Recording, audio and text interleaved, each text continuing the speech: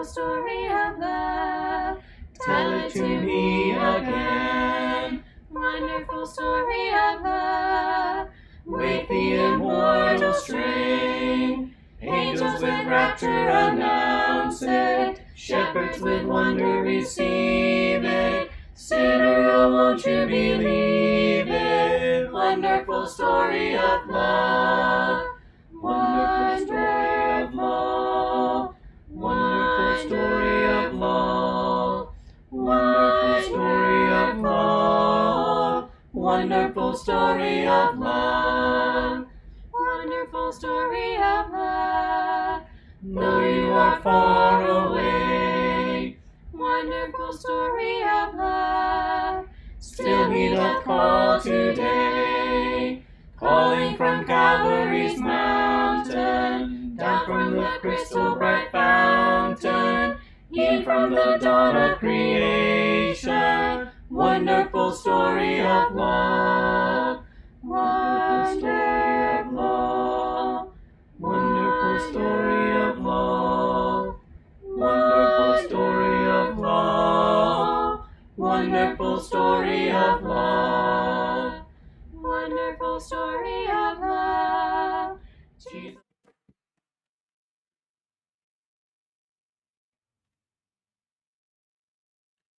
You have your Bibles, if you'll turn to the book of Job yet again. We want to begin tonight in chapter 10, which was part of the reading from last week. We've been reading, if you're following the reading schedule, in the book of Job now for a couple of weeks. And I want to look at chapter 10. I know it's in the middle of the story. I know there's a lot that's happened before this chapter, but this chapter does stand alone and function for the purposes for which I wish to focus our attention tonight.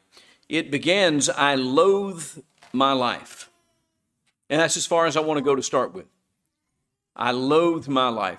This is not the picture of a man who is enjoying life, who considers things good. Loathe is a very strong word. This is a picture of a man who is, I think, depressed and rejected and confused and struggling at a level that I think many of us probably don't fully appreciate, but I think that at some level all of us can relate.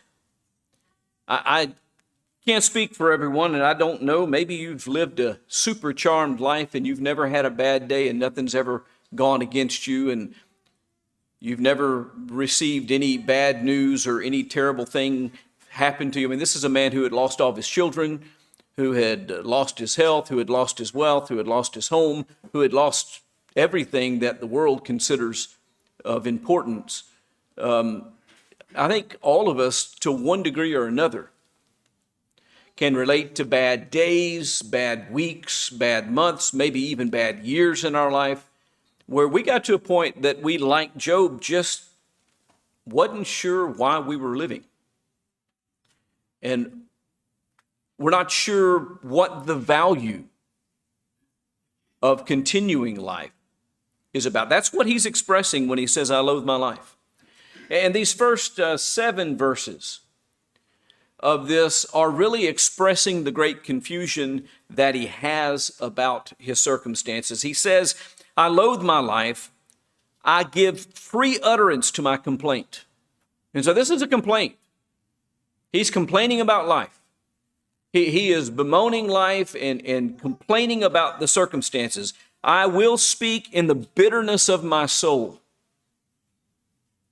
I will say to God, do not condemn me. Let me know why you contend against me. Now, notice he doesn't say or direct this statement toward God. He is saying, I would say to God, I will say this to God.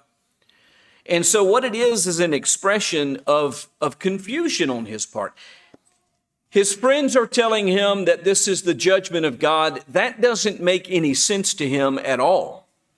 And so he said, if I was going to ask God something, I would say to him, don't condemn me. Let me know why you contend against me. If this is your doing, then let me know the reason why. Let me know what I have done. Does it seem good to you to oppress, to despise the work of your hands, and favor the designs of the wicked? Again, this is not a charge.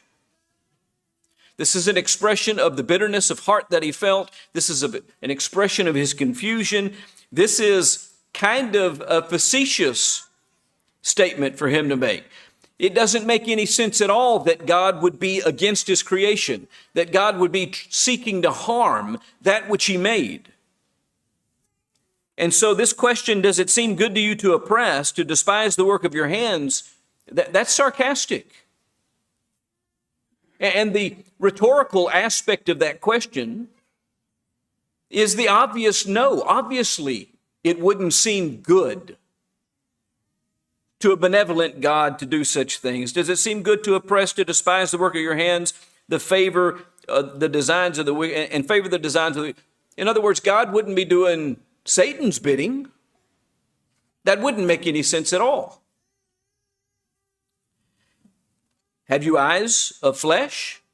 Again, a rhetorical question about God. Obviously, God doesn't have eyes of flesh. God is not man. God doesn't see the world the way that man sees it. Have you eyes of flesh? Do you see as man sees? Are your days as the days of man? Are your years as a man's years? That you seek out my iniquity and search for my sin, although you know that I am not guilty, and there is none to deliver out of your hand? He's simply saying that God isn't petty like men are. And yes, there are men who look at the world through fleshly eyes and who look for reasons to condemn and to attack and to destroy the people around them, but that's not God. And that's what he's expressing here in an almost satirical way, suggesting that God would be this way when obviously that couldn't be true. Verse 8 opens up a period of pleading. This is the biggest part of this chapter. It goes through verse 17. He says, your hands fashioned and made me, and now you have destroyed me altogether. Remember that you have made me like clay, and will you return me to the dust? Did you not pour me out like milk and curdle me like cheese? You clothed me with skin and flesh. You knit me together with bones and sinews. You've granted me life and steadfast love, and your care has preserved my spirit. And so he's talking about the fact that God's the creator, and that God gives us life, and that God fashions our life, and that he made us out of dirt, and that we're going to return to dirt one day. And so the question is, did you make me just to kill me? Is that what's going on? Did you fashion me to destroy me? Is that the purpose? Is that what life is about? Is this what he was made for? To suffer the great loss that he suffered and to go through the agony that he's going through. You've granted me life, he says in verse 12, and steadfast love, and your care has preserved my spirit. And we get a peek into his observation and his notice about the goodness of God. And that's how I know all the other things that he suggested earlier are not intended to be charges against God, but are in fact intended to suggest how ludicrous the suggestions of his friends are. God just isn't that way.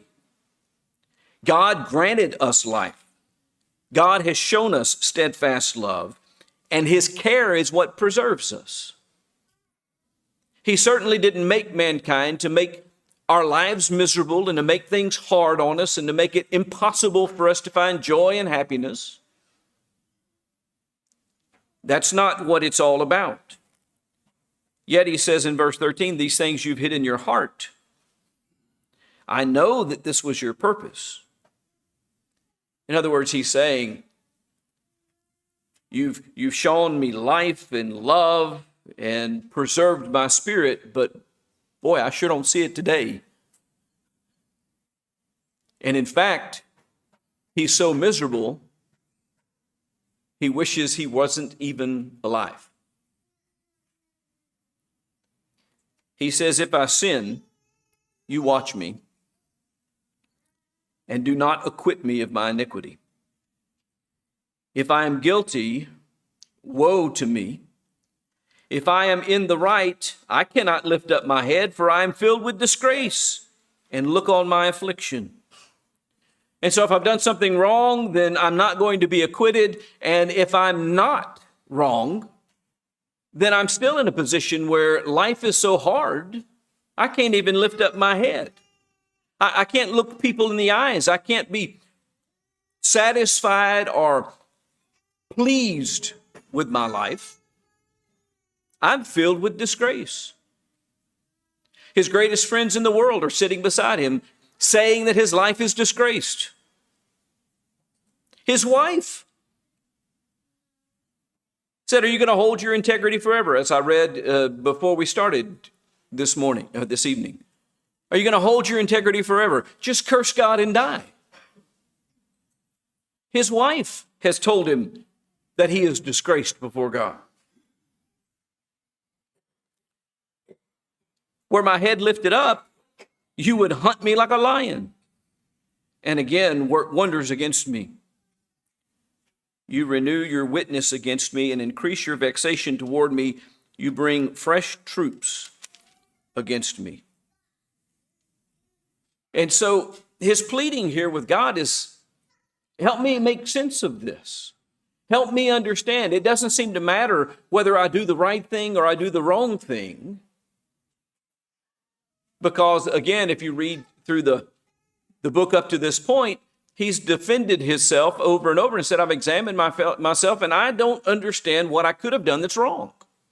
I've sought always to do what's right. I've sought always to treat people right. I've always tried to do what is pleasing to God. I don't understand. And so this is a pleading to God. Help me understand. Help make it where I can understand why a good person can suffer so harshly, and it seems as though you don't care anything about it. See, he doesn't have the benefit that we have. He doesn't know about the conversation between Satan and God. He doesn't know about the charges that Satan has brought. He doesn't know that God has permitted Satan to test him. He just knows there's a test.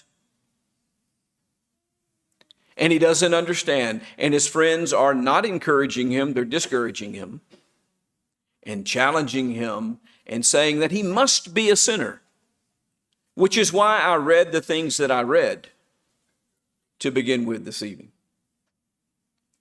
Because in chapter 1 and in chapter 2, when all of these terrible things were befalling him, it made it very clear that in all of these things, Job did not sin. He did not blame God. He did not even sin with his tongue. And if you can control your tongue, you can bridle your whole body. And so this is simply his pleading. Help me understand. And this is a picture of a righteous man wrestling with God, wrestling with life, wrestling with understanding. Everything that he is seeing with his eyes is exactly the opposite of what he believes in his heart about God and about how God deals with man. So how do you make sense out of that? How do you make sense out of a picture that looks like that the unrighteous are prospering and the righteous are suffering? How do you make sense out of a life dedicated to God that is filled with misery and pain and suffering? How do you make sense out of a circumstance where you believe that you are just, but you are surrounded by people who insist that you are not? How do you make sense out of any of those things? How do you make sense out of a child with a cancer diagnosis? How do you make sense when your child dies?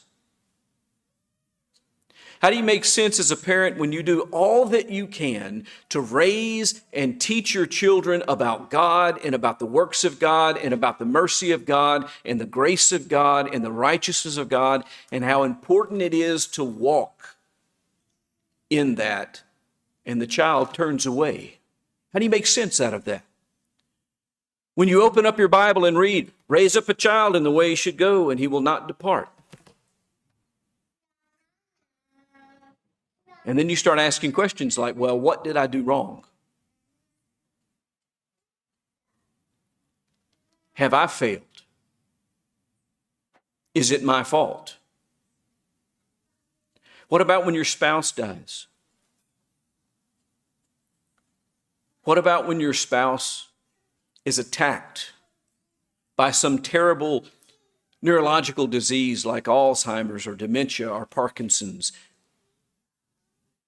and you watch them disappear while the shell is still there, and you have to carry that burden of the loss along with taking care of the physical person that remains? Those are the days that people shake their fist at God and say, why have you done this to me? What did I do to deserve this? Those are the days that drive some Christians to doubt, to fear, and to unfaithfulness.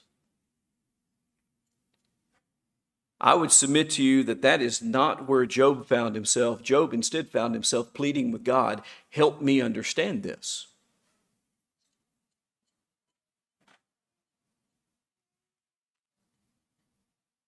The end of this chapter captures what I'm calling Job's lament. There's a whole book in the Bible entitled Lamentations, where a prophet of God laments the circumstances of the nation of Israel and the judgment of God that is coming upon them. That is something very similar to what's going on here. Job is lamenting life itself. And listen to what he says. Why did you bring me out from the womb? Would that I had died before any eye had seen me, and were as though I had not been. And what you see is a progression on Job's part. He starts off basically saying, why don't I just die now? And then he says things, better to be dead than alive. And then he says it's better to never have been born. And now he's essentially saying better as if I had died before I was even born, if I had been stillborn. Before any eye had seen me, I was already out of this world. And were as though I had not been. Carried from the womb to the grave. You ever felt that way? That the weight was just too much? That the challenge was too great? That it would be better to not have to be here? Have you ever asked God, why was I born? Why did you make me like this? If you haven't, then you weren't an undersized, red-headed kid with freckles. Because I can tell you I did. Akin to why was I born was, why do I look like this? Because people are not nice.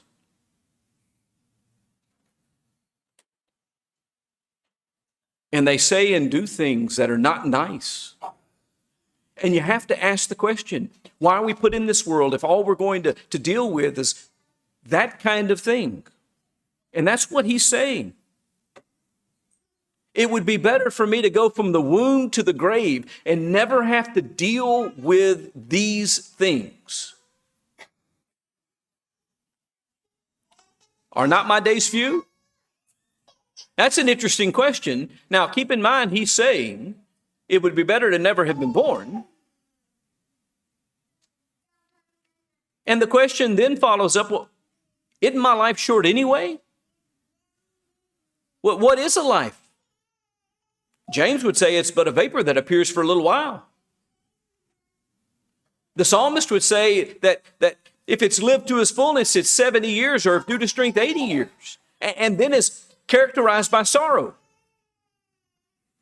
So he's saying, look, I've got this little short life anyway, and if this is what it's going to be filled with, then why be born at all?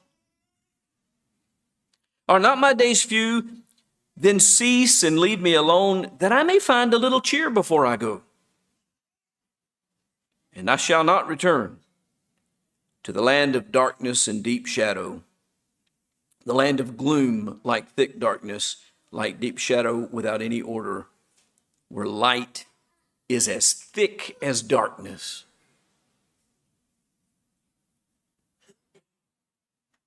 This is a lament about having to experience the life that he is having to experience.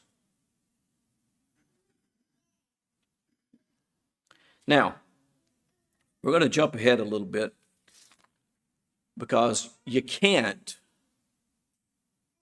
see the good in what is being done here without looking at a few other things. And so jump ahead to chapter 19 for a moment. It'll be yet a few days before we read that in the reading schedule, but jump ahead to chapter 19 for a moment. And let's just read verses 23 through 27 of Job 19, because I want us to see the character of Job that's really there, and the thinking that he really has, even in the midst of this turmoil and this failure to understand and grasp. By the way, with regard to that, I want to say that Job didn't have the entire completed revelation of God to deal with like we do. We've got a whole lot more information than he had. And so as hard as it may be for us, imagine how much harder it would be ignorant of all the things that we've been told that Job didn't know. But I want you to see just how much Job did know. Chapter 19, starting in verse 23, "Oh, that my words were written. Oh, that they were inscribed in a book. Oh, that with an iron pen and lead they were engraved in the rock forever." He said, I wish that what I said would be permanently recorded. Now listen, if you're saying bad things, you don't want those things to be permanently recorded. We had a leader in this country in the early 1970s that came to despise the fact that his words were recorded. So much so that he tried to remove a few of them before they were released. This is a man who has confidence. A man who says, I want every one of my words to be inscribed permanently, is a man who has confidence. For I know that my Redeemer lives, and at the last he will stand upon the earth. He didn't have the revelation about Jesus Christ. He didn't have the record of Jesus' life. He didn't have a record of Jesus' resurrection or his ascension into heaven or his promise that if I go, I will come again. He didn't have the letters that were written to the churches, especially letters like the letter to the church in Thessalonica, explaining what it would be like on that day when the trumpets would sound and the graves would be opened and we would be raised. He didn't have that information, but you know what he knew? He had a Redeemer. That Redeemer was alive. By the way, Job was a prophet. I do believe that this is messianic in nature. But he didn't know what these things meant. I know that my Redeemer lives, and at the last he will stand upon the earth. And after my skin has been thus destroyed. Now, there's a couple of things to think about in relation to that statement. He was at the moment sitting outside of the city in the trash heap, among the busted pottery, covered in boils from head to toe, with oozing sores all over, and his flesh was actively being destroyed. But he's talking about more destruction than even that. He's talking about the ultimate deterioration of the body that would certainly happen. After my skin has been thus destroyed, yet in my flesh I shall see God. You know what else he's prophesying about? I know that my Redeemer lives, and so will we. I shall see. I shall see God. I shall see God in my flesh. This is an allusion to the resurrection. He wasn't going to live to see it. His flesh was going to see corruption. Just like Peter said, David's flesh saw corruption. But he said, yet in my flesh I shall see God, whom I shall see for myself, and my eyes shall behold, and not another. It's not that someone else is going to see him and tell me about him. No, he says, I shall see him for myself. And then he says, my heart faints within me. There's a huge amount of confidence and faith in God. And though he did not know all things, nor understand all of what was happening, he knew God. He knew God to be his Redeemer. And he trusted the promises of God. And that's what he built his life on. In the darkest days of his life, the only thing that held him together was his trust in God. For we walk by faith and not by sight. That's what that really means. Now, I want to close out tonight, turning your attention to James chapter 5. And in a section of James chapter 5, James writes about the patience that we ought to have in suffering. Because suffering is a part of life, and suffering is something that we will all go through. And some people go through greater suffering than others. But all of us go through some measure of suffering, some measure of difficult time. Some of those time periods are really, really long for some people. How do we remain patient? How do we continue to trust in God? How can we wake up in the middle of those circumstances and say, I know that my Redeemer lives. And I know that I will stand one day and behold him with my eyes. This is what James says by inspiration of God. Be patient, therefore, brothers. Verse 7 of chapter 5. Be patient, therefore, brothers, until the coming of the Lord. You notice, this is the same theme from chapter 19 of Job that we just read. Be patient until the coming of the Lord. See how the farmer waits for the precious fruit of the earth, being patient about it until it receives the early and late rains. You also be patient. Establish your hearts, for the coming of the Lord is at hand. Do not grumble against one another, brothers, so that you may not be judged. Behold, the judge is standing at the door. As an example of suffering and patience, brothers, take the prophets who spoke in the name of the Lord. By the way, you can take any one of them.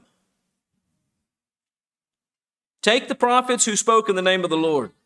Behold, we consider those blessed who remain steadfast. Steadfast in the midst of persecution, steadfast in the midst of trouble, steadfast in the midst of... You know what happened to most of them? They were killed. But those that remain steadfast, We consider them blessed. Despite the fact that their lives were full of turmoil and trouble and people hated them, we still count them as blessed. I wonder if they counted themselves as blessed in the midst of the trouble.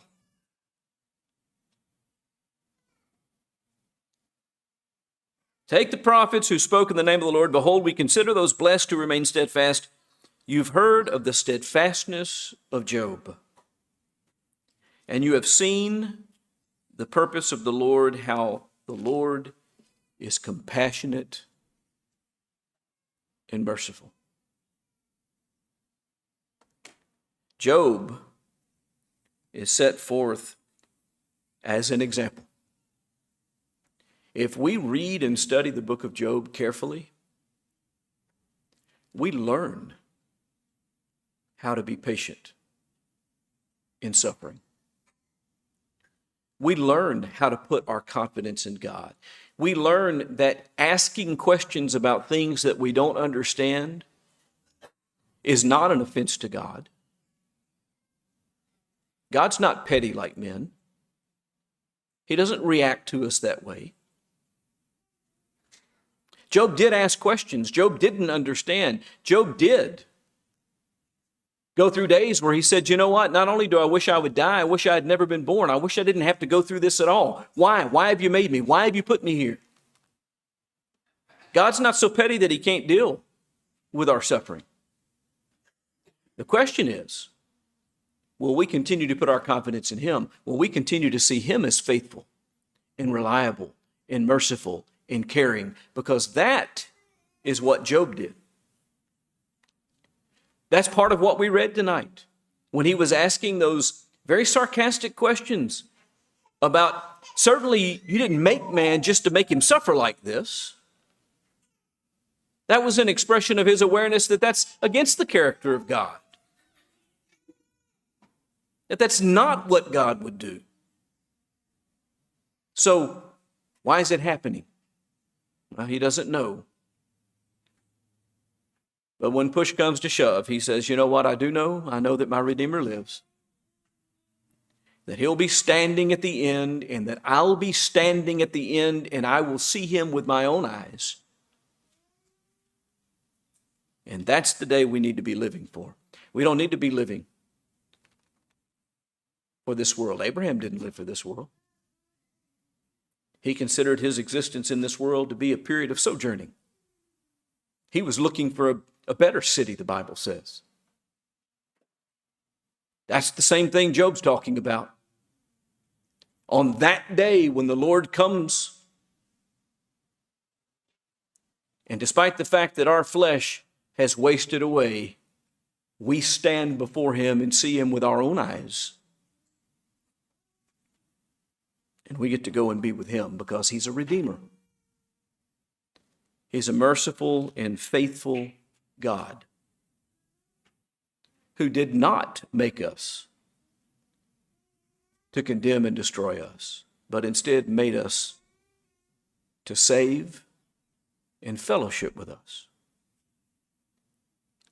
When we behave in such a way that God is compelled to destroy us, it brings him only sadness.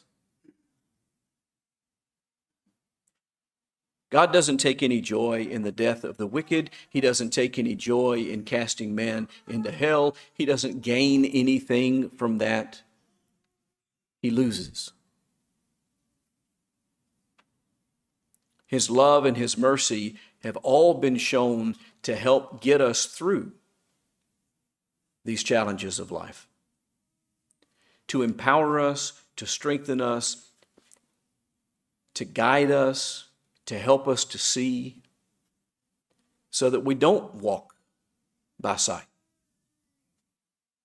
but instead we put our faith in him and we do what he has asked us to do and put our trust that just as he has promised, he will come and he will take us to be with him. That's what we learned from Job. I hope that none of us loathe life quite to the extent that Job had to, but I hope that all of us loathe it in the sense that was expressed by the Apostle Paul when he said, It's no longer I who live, but Christ lives in me. Because life is not about here, and it's not about now, and it's not about what we're doing today, or what we're accumulating for ourselves on this earth, or what people think of us, or even what people say or do to us, whether it be good or bad. Life is about God. When the matter has been considered and all has been heard, fear God and keep His commandments, because this applies to everyone. And if we can get to the point that we loathe this life enough to long for that one, then we'll see glory. And we'll be able to overcome and withstand even through the worst of days that may come. Lesson's yours for your consideration. If we can help you this evening in any way, if we can pray for you, if you're going through times of trouble, pray with you to God. We're happy to do that. If you're here and you're not a Christian, we encourage you to consider your life and realize that if you'll give yourself to Him and you'll die with Him to rise in newness of life, you can learn to have the kind of confidence and hope that allows you to overcome the evil in this world.